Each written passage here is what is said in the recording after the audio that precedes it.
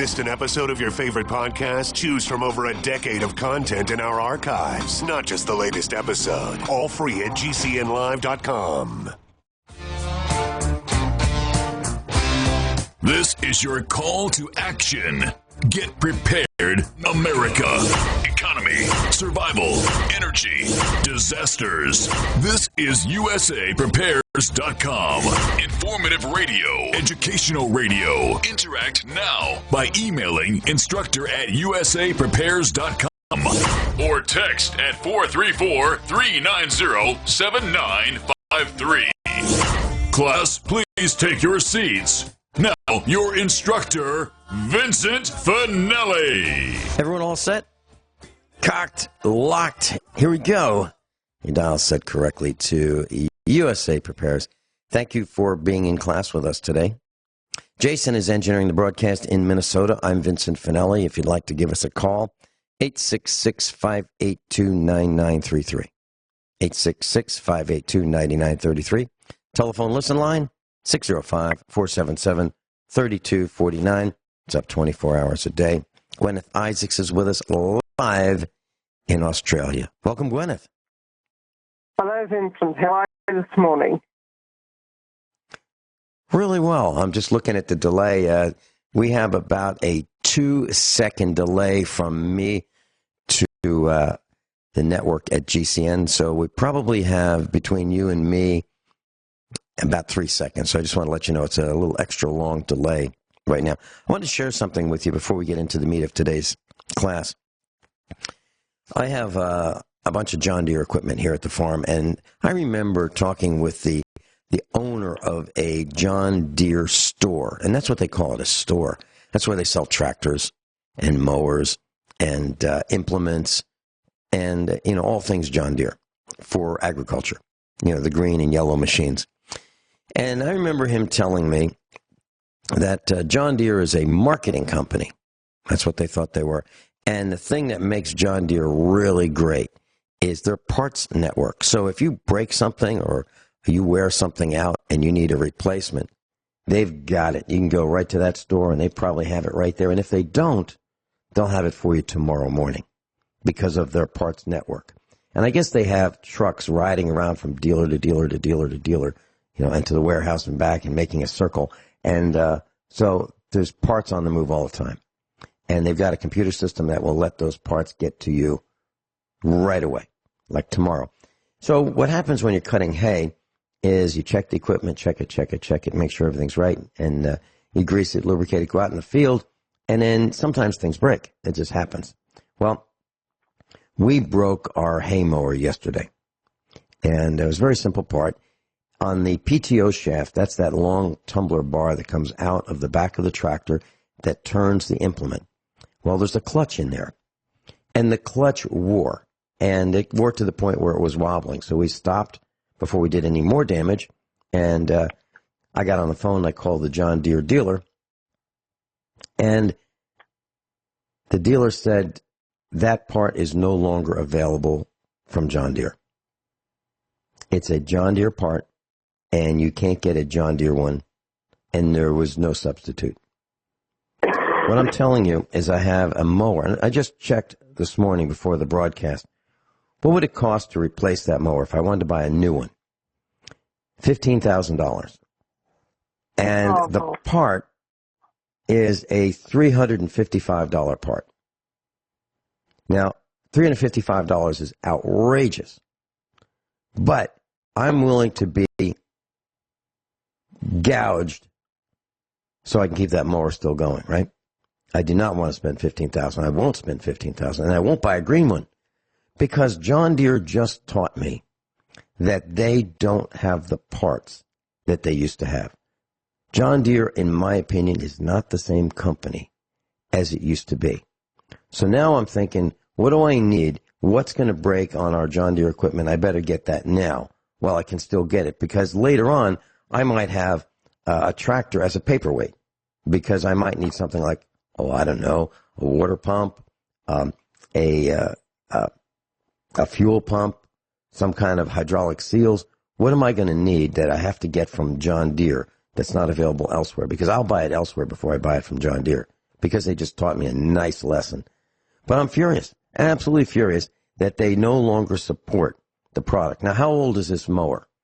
Well, I think the last year they made this particular model was 1996. So we're talking, roughly 24 years, 25 years. That's not old in farm equipment vernacular. That's not old at all. Now, maybe in a car, yes, but not in farm equipment, because the tractor that I used to pull it is a 1984 tractor, and it's still going strong. So John Deere, in my opinion, used to make really great equipment. Now, I'm not so sure. And their parts, I'm really concerned about it. So what do you do? I don't know. But am I going to buy anything brand new from John Deere? Absolutely not. They taught me a huge lesson, because yesterday afternoon I was stranded. I was stranded because the old John Deere company is not the same as the new John Deere company, in my opinion. You have any comments, Guineith, about that? I would say I think that you're right for not wanting to go with John Deere anymore. There was a company back in the 1950s and 1960s, and they were a Japanese company. Most Japanese companies back in that era didn't make good stuff. But this particular company decided that they were going to do something revolutionary, because the American television companies used to pride themselves on their service history. And this particular Japanese company decided to build a TV that you didn't need to fix. So they ended up selling so many televisions that the Americans ended up feeling quite threatened, especially General Electric, who prided themselves and who sold televisions based on their service history, and the Japanese were selling televisions that didn't need servicing. Well, I think the world has come ready for a tractor that doesn't need service. I mean, I know that they do eventually anyway, but, it's given that you're getting Massey Ferguson equipment that was built back in the 1950s that is still serviceable today, to the point where you get farmers here in Australia actually deliberately go out and buy 1950s Massey Ferguson tractors just because they know that they will be able to service them. Did you know that, Vincent? And they call them Yes, grey I have 30s. Yeah, they call them grey 30s. I have probably two models newer than that here at the farm. I have a Ford tractor, and there was a Ford Ferguson as well. This tractor is blue.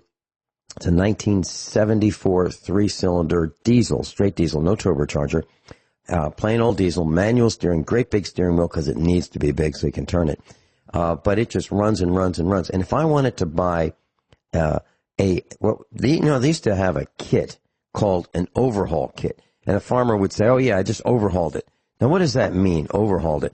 That means he took the head off. That means he took the pistons out, the connecting rods, the connecting rod bearings, put new pistons, new rings, new bearings, did a valve job, put new valve seals on it, put it all back together. That was an overhaul. Today, you do something like that, and it's considered major, major, major surgery, and it's unaffordable. Well, back then and today, with this old 1974 Ford tractor, it's only 47 horsepower. It's a little tractor. Well, little, maybe 3,500 pounds. It's still, the tires come up to my chest, but it's a little tractor, and yes, it's still serviceable. And the reason I bought it with, I don't know, probably 4,000 or 5,000 hours, maybe even 6,000 hours on this tractor. I bought it because it's plain Jane. It has no electronics on it. It's as simple as you can get, and it just starts up and it runs. And yeah. I want to have something that when things go worse than they are right now, at least I can use some of my equipment with this, this little tractor.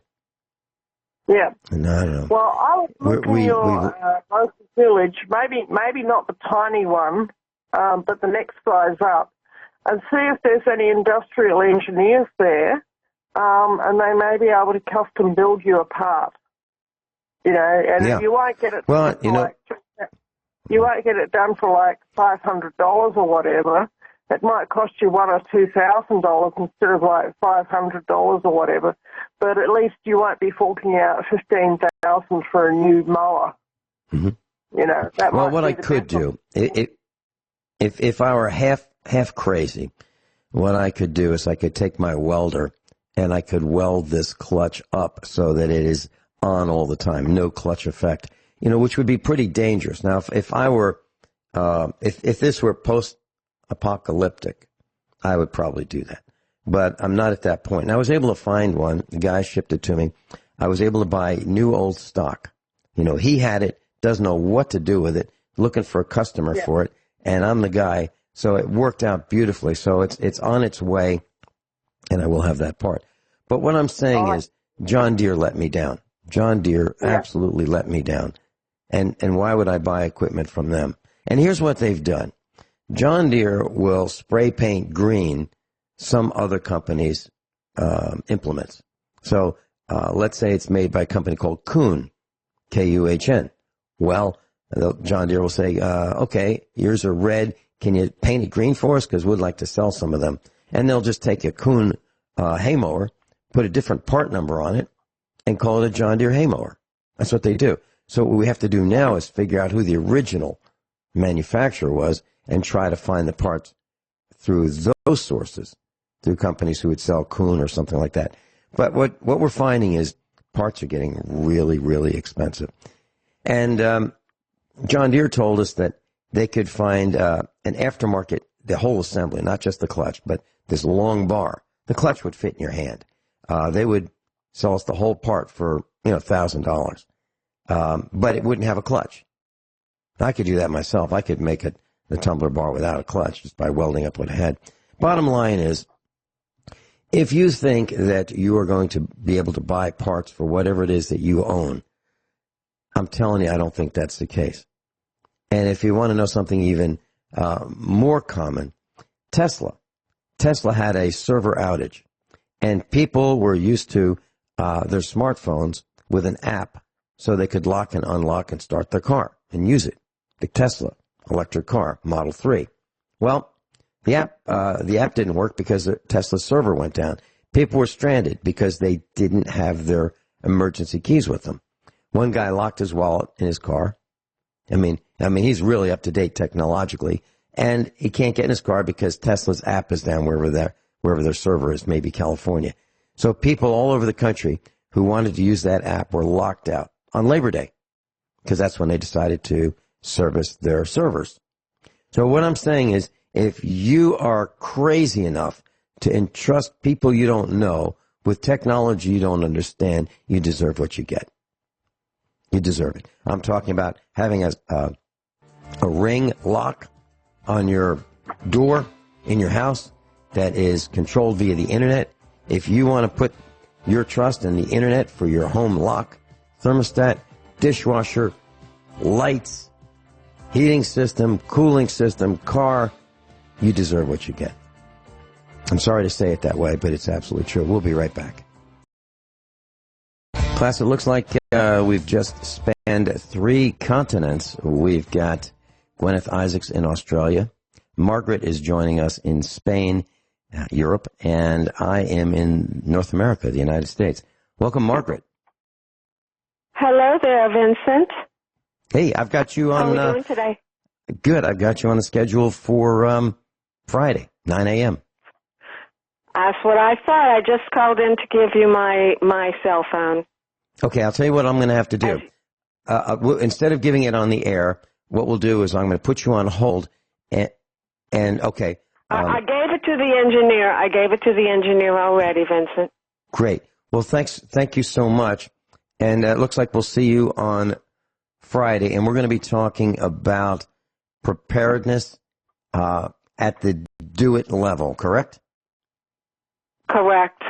I'm going to be much more practical now with some direct, practical instructions. Wonderful. Anything we can do for you today? No, thank you so much for everything. Y'all have a good talk with Guineith, and we'll just. I'm aware of the news and all of that. We just have to keep our seatbelt on and go forward. You're absolutely right. Hey, thank you so much. Okay. Thank you. Bye-bye. Thank you. That was Dr. Margaret in Spain, Europe.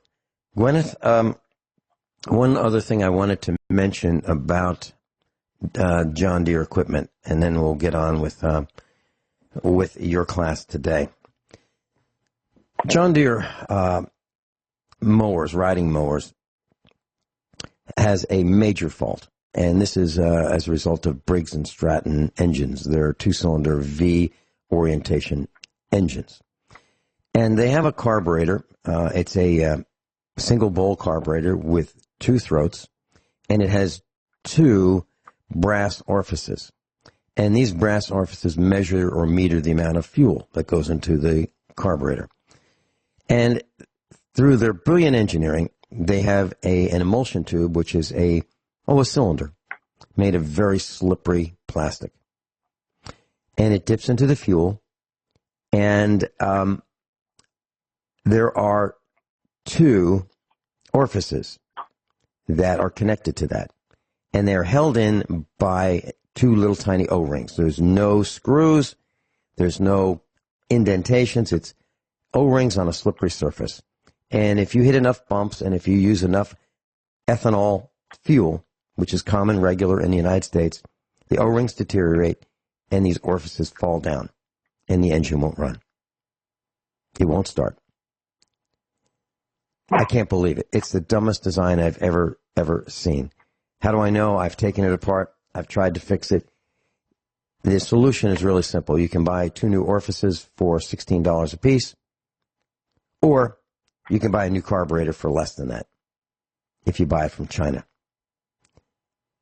We are now in a disposable society. We're now talking about a $2,000 John Deere branded riding lawnmower, 42-inch cut, and the carburetors have a defect by design. They will not last. So I just wanted to share that with our class. It's a ridiculous design. And if you want to buy a pretty much any brand riding mower, you're going to have this silly engine design by Briggs & Stratton. And I don't know what the solution is, because there used to be lots of different engines that you could get. You could get a Tecumseh. You could get a better design Briggs & Stratton, but nope. Now you get these powerful V-shaped engines that have these silly carburetors that you are going to have to buy a replacement for, unless you want to get the orifices and fix it yourself.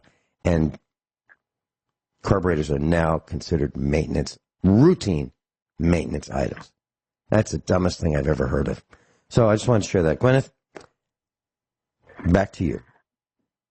Okay. I just want to comment on that. The intake. I think I just had this phrase come into my head as you were describing that. And I think it's a phrase that you've heard before. Who designed that? Who approved that design and who designed that? That's just dumb. Really? I can't imagine. I can't imagine me saying to my son, hey, I got a great idea. Let's just put these orifices in there that are going to meter the fuel, and it's going to be held in by friction, by these O-rings. And yeah, the fuel's going to deteriorate, but that's okay. That's okay. Class, I can't resist telling you this. There's a new beer that is available. It's made in Berlin. And what they do is, water is so precious that they are making beer with Berlin's wastewater.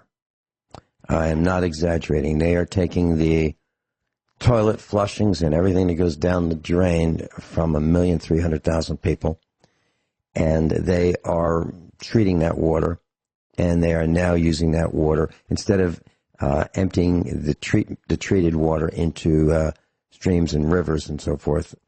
It goes directly into their beer. And they got a great name for this beer. It's called, I'm going to spell it, R-E-U-S-E. Let me spell it a different way. R-E-U-S-E. Reuse brew. Reuse brew. So literally, they are taking wastewater, flush it today, beer in a couple weeks. Can you imagine that? That's where we are. And that's what one of my professors said back in the 1970s. He said, you guys in class in about 40 years are going to have a big problem. Clean air, clean water, and trash. And you're going to have to figure out what to do with it. So he's right. It's a little more than 40 years, but here we are. And we are now brewing beer.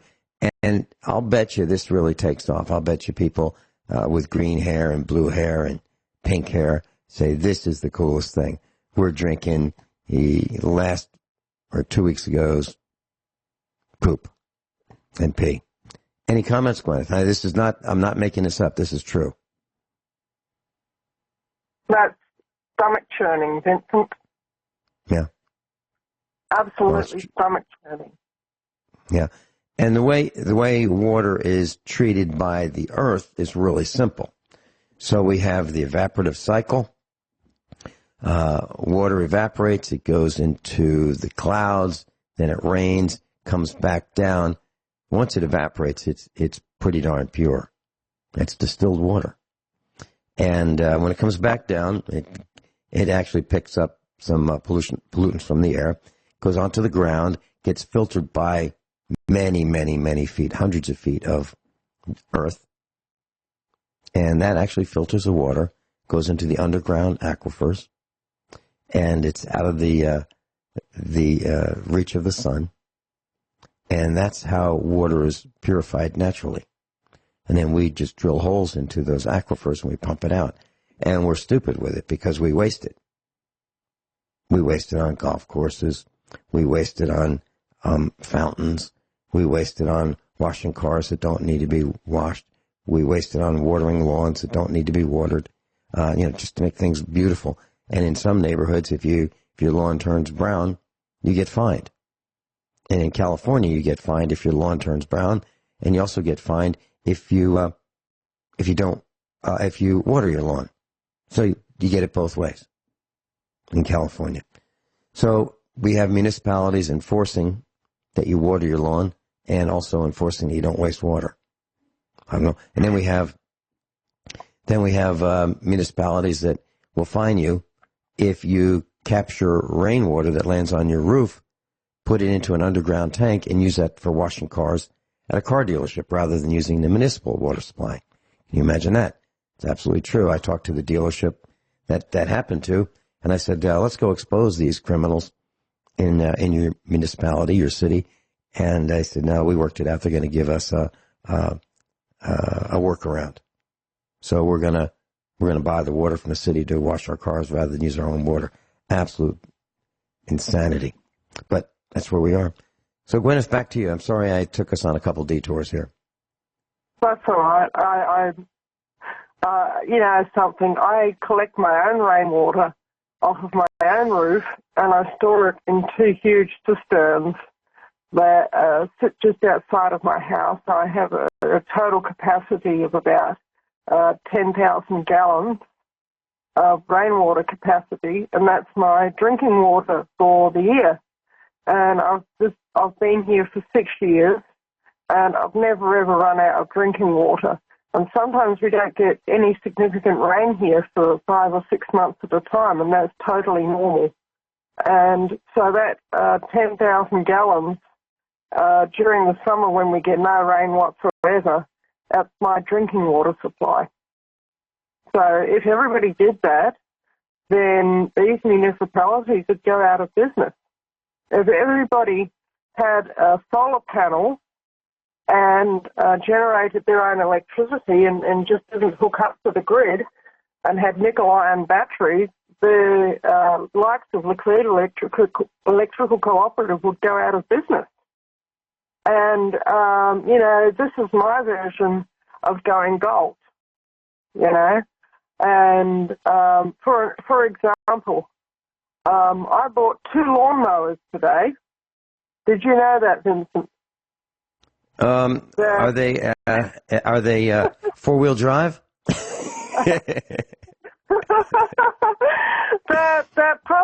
They're not fully grown lawnmowers yet. They're about 6 inches tall at the shoulder at the moment. But when they're fully grown, they'll be about, I don't know, maybe 8 inches tall at the shoulder, and the back legs go hoppity hop, and they've got long ears. And they live in a little cage in my backyard. And if I wanted to, I could move the cage around, but I've got it figured out that I can just cut what they need, and then once a day go and put put the lawn into their cage. And then they'll convert that lawn into meat, into manure, and into, because they are Angora lawnmowers, they will also convert it into lovely, beautiful, spinnable fibre. So I can take up another one of my hobbies, which is spinning and weaving again. You probably guess what I'm talking about now. Oh, absolutely. Absolutely. And so these are rabbits, and how much did they cost? Oh, the price of rabbits around here is absolutely amazing. These particular rabbits cost $60 each. Wow. Yep. Boy, am I out of touch. Because people don't recognize them. The regular non-Angora lawnmowers, they cost something between $45 and $50 each. Mm-hmm. But these were Angora lawnmowers, and so they had a premium price on them. Yeah. In the United States. Nobody's breeding them. Can you believe that? People are not breeding rabbits. If anyone wants to make money out there, they should start breeding rabbits. Well, sell them. we have some friends by the name of Dollarheight, and John and Judy Dollarheight, and their son wanted to earn a little extra money, so he was raising rabbits. And the U.S. came down on them and fined them about $1 million, literally, I'm not exaggerating, because they didn't like the cages that these rabbits were in. They said, well, they couldn't tell them what was wrong with the cages, but there's a little bit of rust there at the bottom, a little spot of rust from the rabbit urine, and the cages were nice. I mean, they were very, very nice, but the U.S. came down on them and fined them about $1 million, and they wrote a book called Going Down the Multi-Million-Dollar Rabbit Hole. And I have a copy, an autographed copy of the book. Judy Dollarheight wrote it.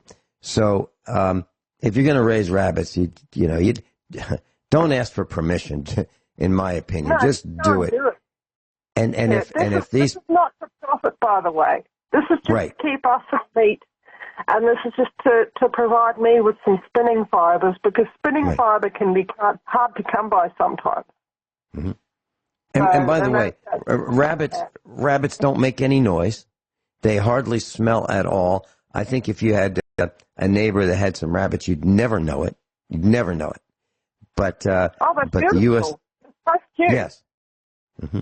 In the United States, if you buy a rabbit from a pet store, it's between $20 and $40. But if you buy it from a rescue, what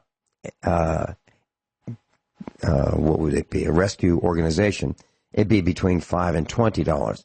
And you might be able to get it even for less than that from a farmer. So, yeah. And rabbit manure is fabulous for the garden. Yeah.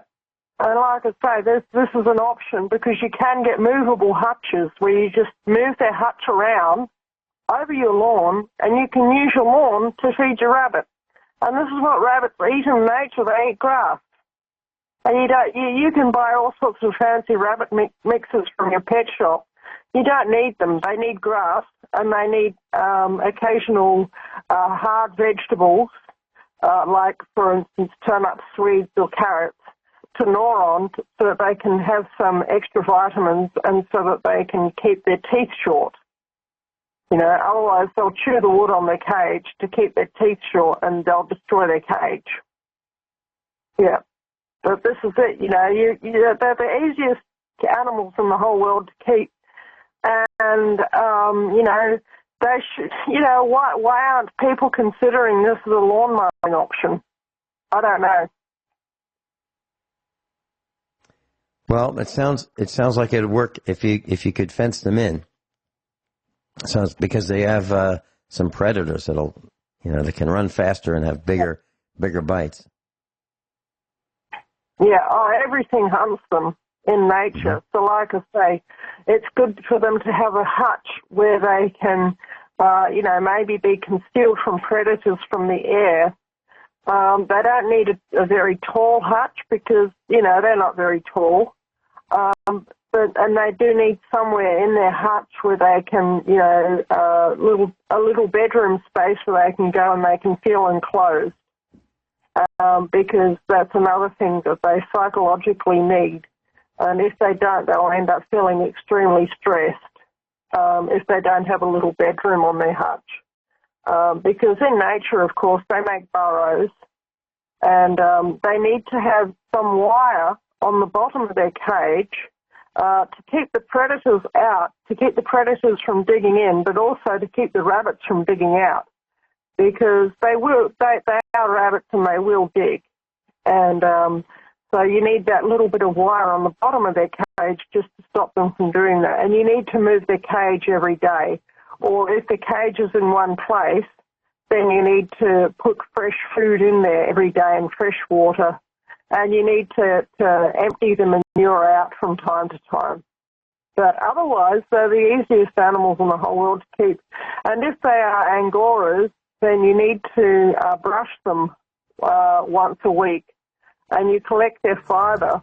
And like I say, if you happen to be a spinner or a weaver, it's the most delightful fibre you could possibly imagine. They're just an absolutely delightful creature to cuddle. And if you've got children, to train your children to handle them gently, is just an absolutely marvelous lesson, and that here is this creature, and they are quite clever. Hold that thought. Yeah, I just was looking at the hinges on the studio door, and I converted our dining room into a studio for the broadcast. So I put on these. There's a French door on one door, and the other is just it's got glass individual lights.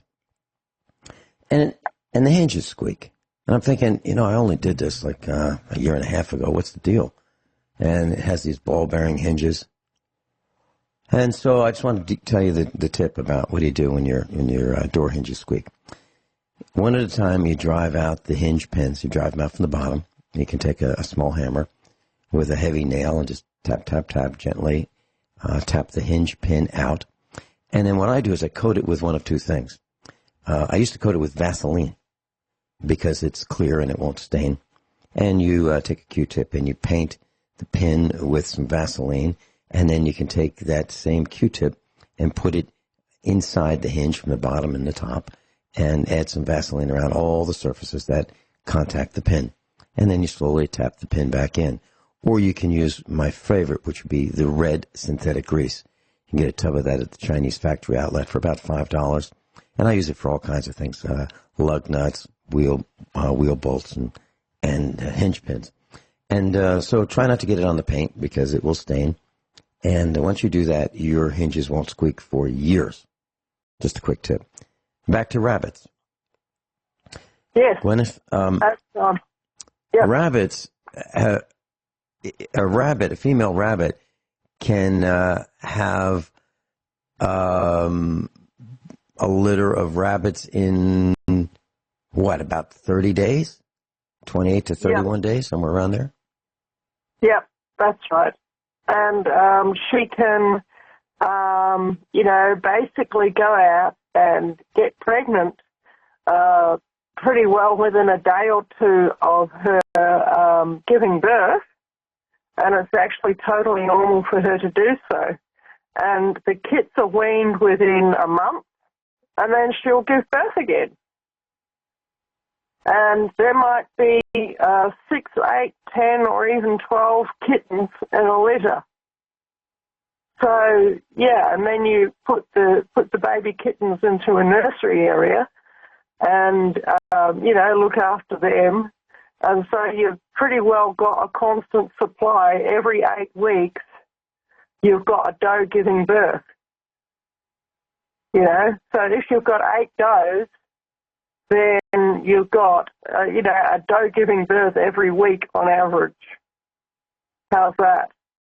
So if let's say you started out with yes, it is. So let's say you start out with a 4-week-old pair of rabbits, male and female, so one of each. At the end of a year, under normal circumstances, how many rabbits do you think you might have? I don't know. I haven't done the calculations.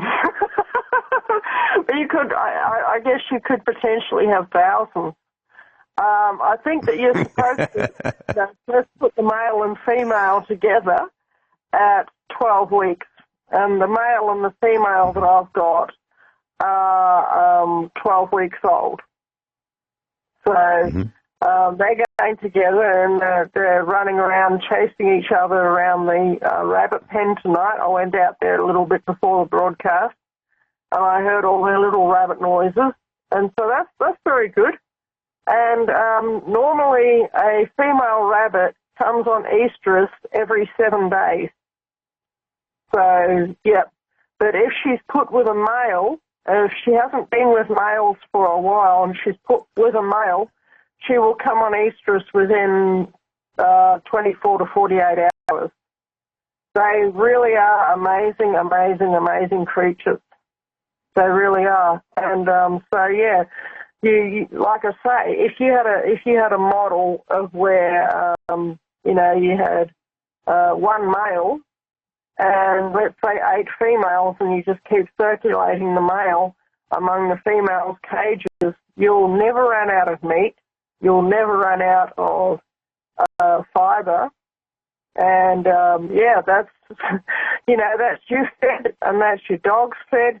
But the only thing is, something you've got to be aware of with regards to nutrition and rabbit meat, you still need to have a source of fat, because rabbits have virtually no fat in their meat. Yes, they are an excellent source of protein. Yes, they are delicious. I love rabbit meat, but they don't have much fat, and you actually need fat of animal origin for a healthy diet. So the way that we've got it structured, I think, is we also have chickens generally, and their eggs are quite a good source of healthy fat for you, healthy animal fat, but also butter and cheese are other sources of animal fat that we have around here. So, but we have to buy those from the grocery store at the moment. If I wanted to get into making them, I'd have to get either goats or cattle. Mm-hmm. Yeah, this is life on the farm. We'll be right back after top of the hour news and commercial announcements. Guineith Isaacs is with us live in Australia, and you can find her by searching the internet, Guineith Isaacs. Everyone all set? Cocked, locked, hour number 2 of USA Prepares. Oh, speaking of cocked and locked, Walmart, the Chinese factory outlet, is going to cease selling small handgun ammunition. Well, handgun ammunition. And they are going to stop, or have stopped, allowing people to go in to their stores open carry, which I've done in the past.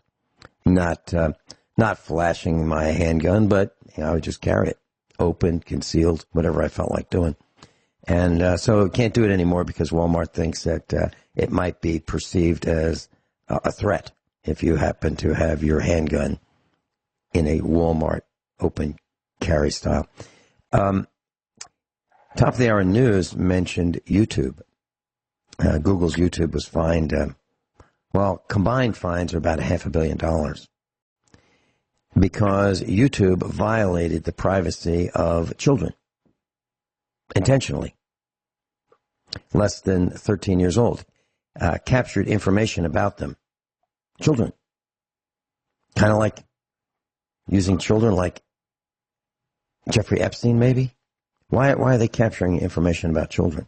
Well, I'm glad that YouTube has been fined. I hope that those fines do something productive rather than be squandered among parasites in alleged representative positions. But I do have a bit of good news, and it's rare that we have good news. But there is a guy who's interested in sending Zuckerberg to prison. His name is Ron Wyden, and he feels that Mark Zuckerberg should be considered for a prison sentence. I love it. I love it. Yep. U.S. Senator, yeah. Go ahead. Yeah. Anyway, Vincent, I would love to talk about things like fluffy little bunny rabbits all the time, but I can't. Because there's really, really more important affairs of state at hand. There really are. Yeah. This whole thing of the royal proroguing of Parliament is not going away. And I think I explained in an email earlier, it's a really complicated situation to try and get your head around. The Queen actually prorogues Parliament every year. She prorogues it at Halloween, and then she summons Parliament again in the new year after all the bad weather goes away in the springtime.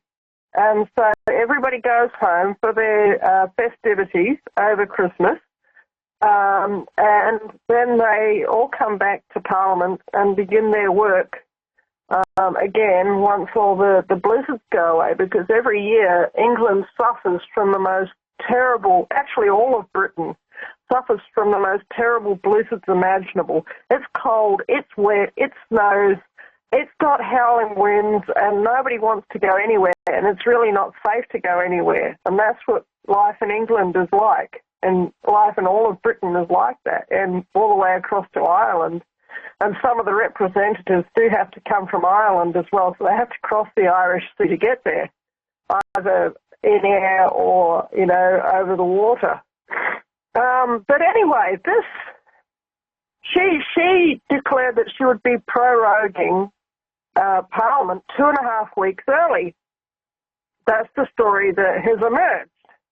And any one of us would be, oh, hooray, we get to go on holidays 2.5 weeks early. Good for us. Jolly good show and all that. But no, these guys, and she never said that she was not going to recall Parliament, incidentally. It's come out. That she was planning on recalling Parliament as per usual in the new year. That she was just going to give them a slap on the wrist because she was fed up with a lot of them, and she was going to send them all home like a bunch of naughty boarding school boys and girls. So when the principal got fed up with them, he'd say, oh, well, you can all go home then. And so they'd all have to go home because they were all suspended. But that's more or less how it was.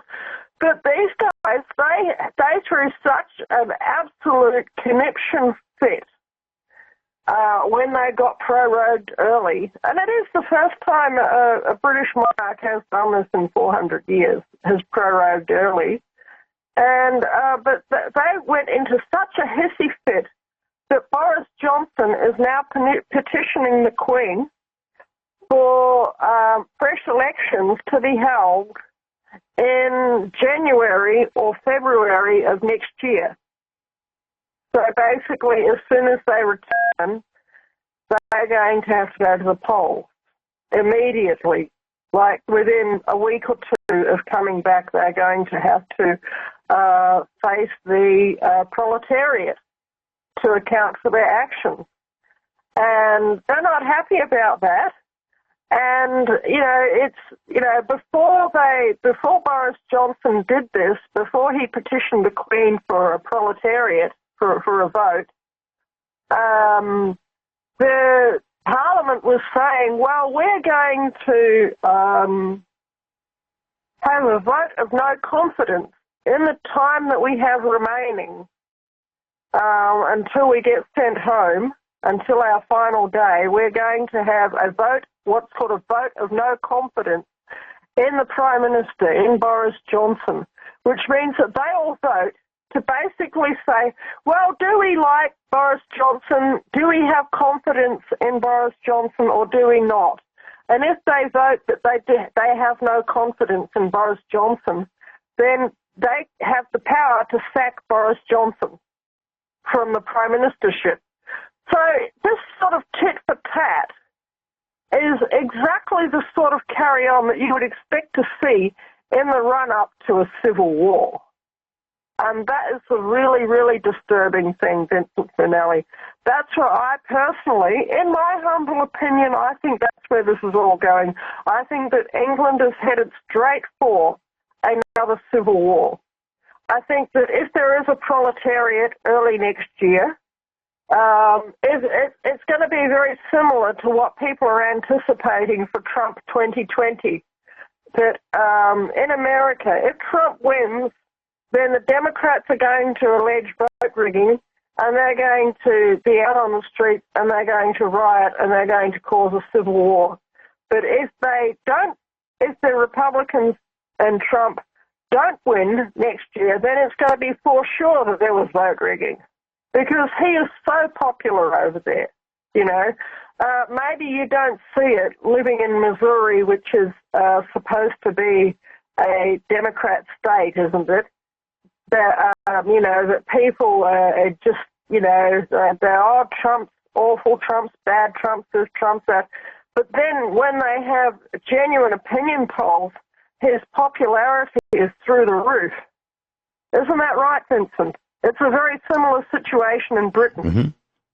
Yes. You see the left-wing protests, they're pathetic. They're so poorly attended. The people are weak. They are, you know, they're poorly nourished. They're autistic. They're just brainwashed minions, literally, you know. And then you look at you look at the Tories and all of the people on the right in Britain. That's what they call right-wingers in Britain. They call them Tories. And they're healthy, they're fit, they're military veterans, they're working on the land, they've got jobs, they know how the world operates, and they like Boris Johnson.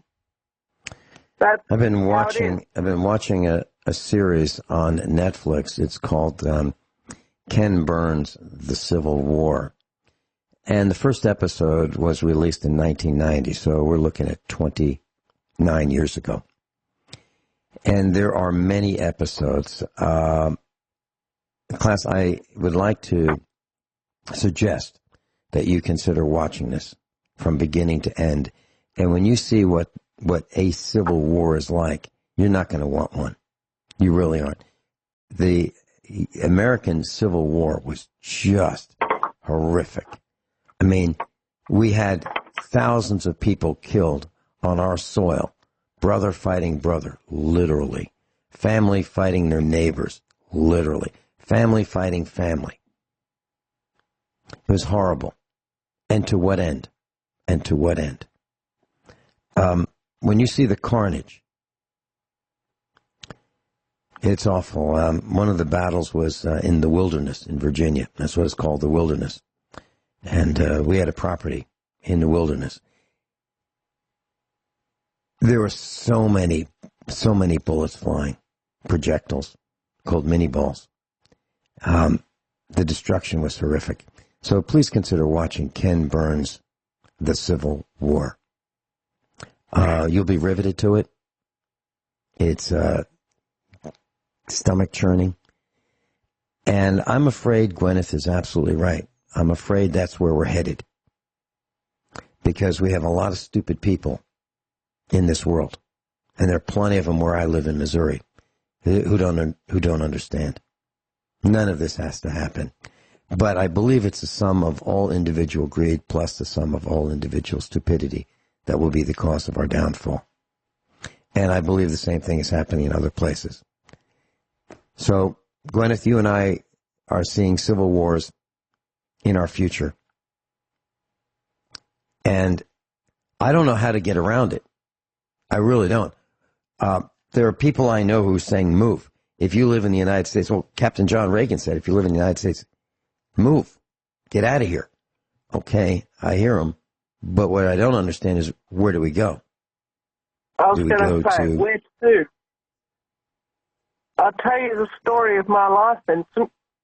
I moved to Australia when I was 17. I moved to Victoria, and my husband and I met my husband in Victoria, and we got married, and, you know, we had a particular set of problems that I won't go into right now here in Victoria with the government, which we were innocent, and they were trying to, you know, destroy our lives. So we decided we would move to Queensland. My husband died there. He's buried at sea off the Capalaba coast in Queensland. And the Queensland government began giving me a bad time to the point where they were doing stuff that was dangerous to my life. And I took my sons and I fled for my life with my two sons, who were infants at the time, little babies. Well, one was 2 and the other one was less than 1 year old. And, you know, we went to Western Australia and lived there fairly peacefully for about 8 years, or, you know, for about 4 years. And then I moved back into the suburbs and, you know, tangled up with the local pedophile cartel, who happened to be supported by the government there. Thankfully, they never kidnapped my sons, but they tried to kidnap them for 6 times. Hold that thought. Guineith, you were telling us the story of your life. Did you want to continue that? Just quickly, yeah. So we fled from Geraldton, from these pedophile cartels, from this pedophile cartel and their blue team goons, who were making our life unlivable, and after them tried to kill us. When we arrived in Victoria, we settled where we are, and at some point over the last 6 years, I decided that I was going to dig my heels in, and that I was over running from these people, that I would begin to stand up for myself. And they gave us a really, really bad time for years because, you know, the blue team goons here in Victoria got to know about the rest of my history with, you know, trouble with, you know, the pedophile cartels and all the rest of it. And all the details of that are going to be released, by the way, if I'm ever disappeared. If I'm not disappeared, then the details of it will, you know, remain where they are. But you've got to get to some point where you say, I am overrunning from these people, there's nowhere to go. They're everywhere. There's nowhere to go. They're all in contact with each other. All the various branches of this cartel, they're all over the world. So if I went to Scotland, or if I went to America, or if I went anywhere else, or back to New Zealand, you could guarantee that the local branch of this, whatever it is, this beast system, would be on my tail, and it would just start all over again. You know, that's how it is. And you've got to, wherever you are, you've just got to dig your heels in, and you say, I'm not doing this anymore. They have a saying here, spit the dummy. Dummy is a word that we have for pacifier. It's where a baby gets into a fit of rage and it spits pacifier out, and then its face screws up and it goes all red, and then it starts to howl. I'm sure if you're a parent, you have faced that circumstance, you know. But I think that there's a bit of dummy spitting needs to go on, and that people just need to say, what's that saying? You know, I can't take it. I'm fed up with this. I'm not going to take this anymore. You know, and just begin to, you know, as peacefully as you can, and as lawfully as you can, just maintain your common law rights. which are there, which don't have to be written down because they're self-evident. As the Founding Fathers said, these rights are self-evident. You don't have to be taught them. You look in your own heart. You have the right to defend yourself. You don't just have to have the local goons come and just, molest you or molest your property anytime they feel like it. You have the right to tell them to get off your land. It's just, people need to get some gonads. They really do. And they need to just lawfully stand up for yourself. Because 9 times out of 10, with bullies, I've been dealing with bullies since I was like 5 years old, and this is what I've learned about bullies. 9 times out of 10, if you get a bully and you stand up for yourself against that bully, they back right off. And the 1 time out of 10 when they don't, if you just dig your heels in and you get that flinty look in your eye and you say, you're not doing this, I am not backing down, then they are going to lose, even in the 1/10 of the time when they don't immediately back down. Does that make sense, Vincent? Yeah, it absolutely does. And I had a question, kind of a tangential question about what you've been discussing. Would you say that Great Britain or England is a microcosm of the United States? So, for example, if we want to test something, when I say we, I don't mean we, I really mean them. If they want to test something on a smaller scale, they do it in England. I'm talking about cameras on light poles. I'm talking about stricter enforcement. I'm talking about, those kinds of things, more oppression. Let's try it in a small scale in England. And if it works out, in a few years, we'll try it in the United States. But that was then. I think now it's more like let's try it in 6 months in the United States. Do you think that's correct, or am I nuts? I think you're absolutely right. Or let's try it in Australia, or let's try it in New Zealand. Nobody cares about these places. They don't exist. Yep. Let's come right back after these commercial announcements. Guineith Isaacs is with us. Guineith, and I get a chance every once in a while to leave the farm and go to the city to pick up some supplies and so forth. And I run into people and I chat with them, and the people I chat with are generally not young people. They're, my age, let's say between 50 and 70 typically. And every single one of them, I'll say, hey, so what do you think? I say, oh, it's terrible. They can feel something is absolutely, for sure, going wrong. And they know it has to do with young people's attitudes. They know that there's unrest. They know that the morality is in decline. They know that people are me first, not willing to help each other. They can feel it. They can see it. And these are people I don't even know. And so in their circles, they are seeing this.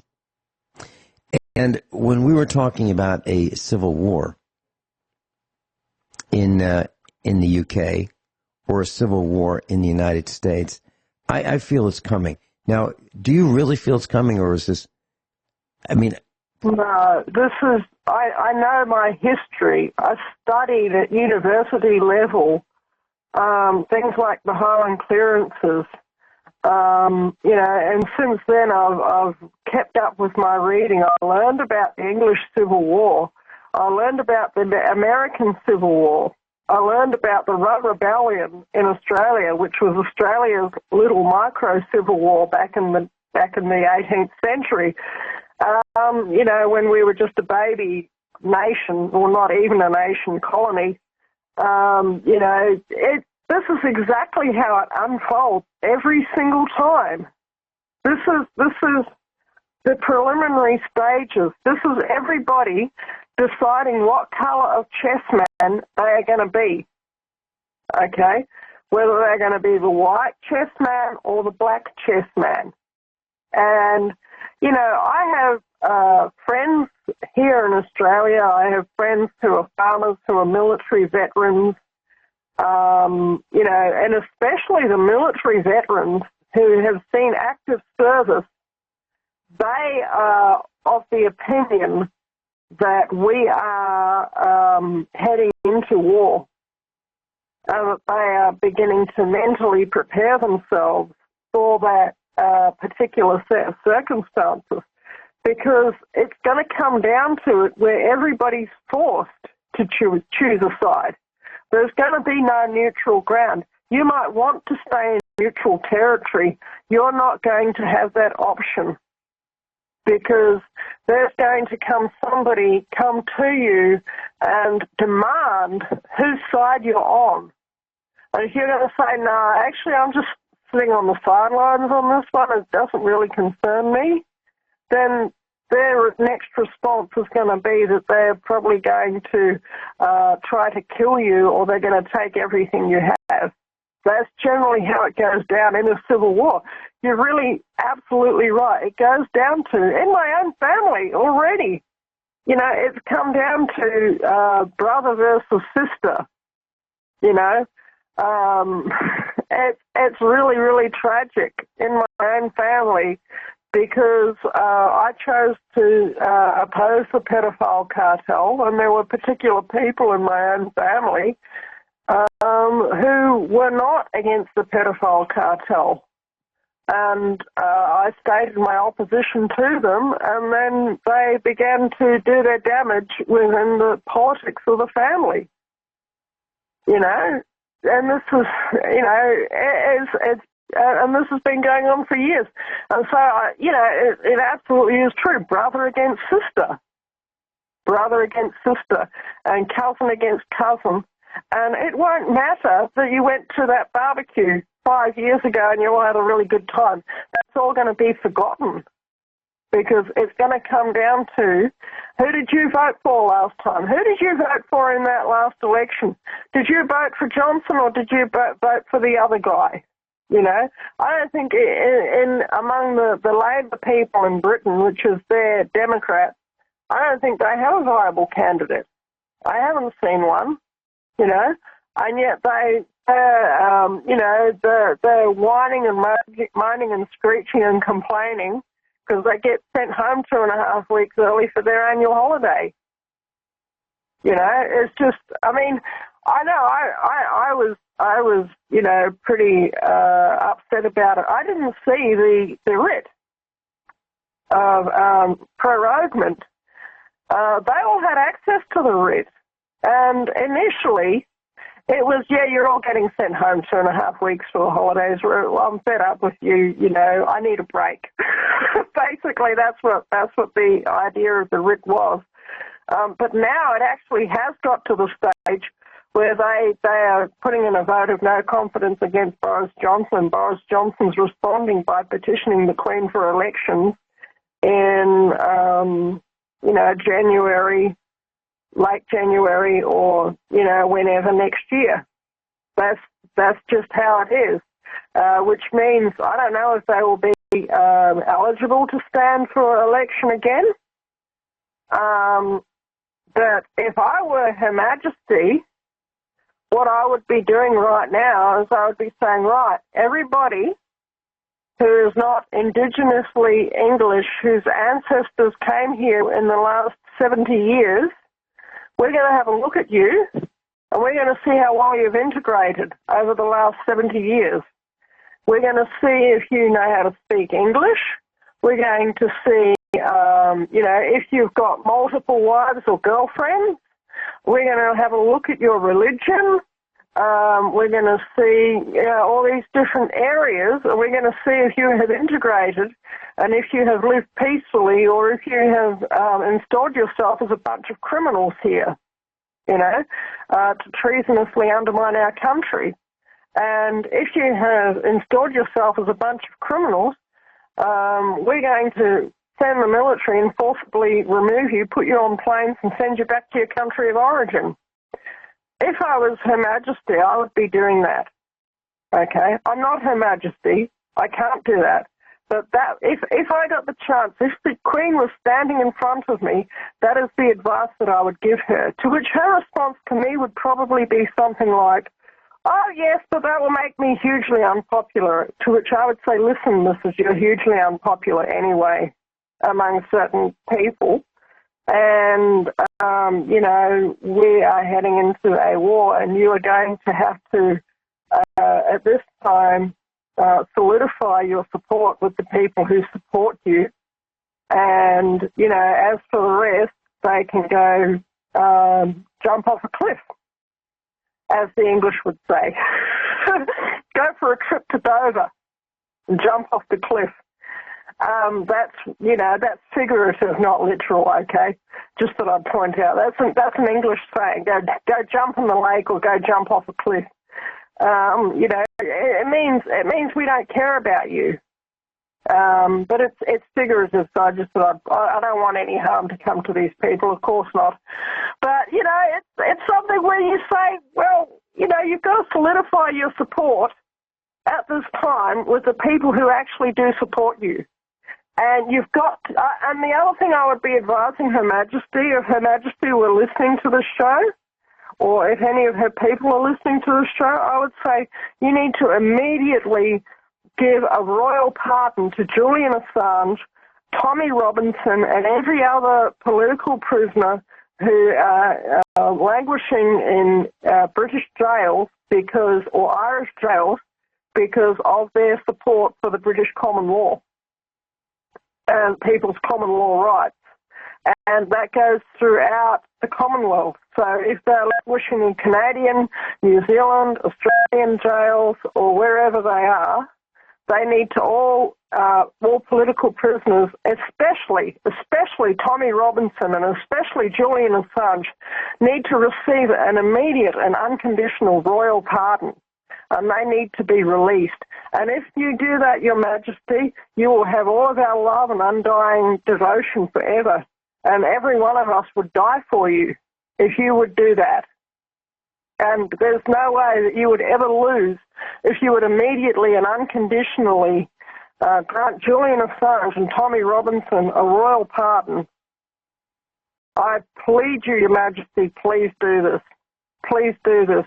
And you will have such love and such support from everybody in the whole world who is really, truly on your side. This is what you need to do, because we are going into a war, a civil war, and it's going to come down to the communists against the royalists. That's how it's going to come down in the English-speaking world outside of the United States, okay? Because the Republicans at this stage, outside of the United States, have aligned themselves with the communists, okay? So anyone who does not want to be a communist at this stage outside of the United States is not a Republican, okay? I'm not talking about American politics. I'm talking about Commonwealth politics. Commonwealth politics is, and I know this because every single day I'm on Facebook and I communicate with people within the common law rights community, especially within Australia and New Zealand, because I am Australian by ancestry and naturalisation, and I'm a New Zealander by birth. So I'm both. I'm a New Zealander born to Australian parents who moved to Australia as an adult and became naturalised as a citizen here. But, this is it. And we are feeling so trampled on here in Australia, and I believe that if you get a civil war in the UK develops, it's only going to be a matter of time before that civil war spreads to Australia, to New Zealand, and to Canada. And from Canada, it's going to spread to the United States. But in the United States, it's going to firmly go Republican versus Democrat. Okay, does that make sense? That's how I can see it unfolding.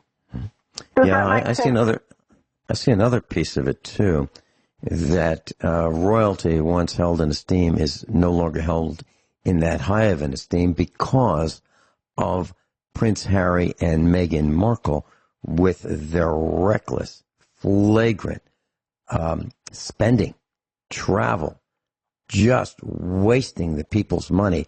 And I would think that that has diminished the esteem that people held the royals in. Would you agree or not agree? Yeah, I actually would agree. Okay, among the generally dumb public, I would agree.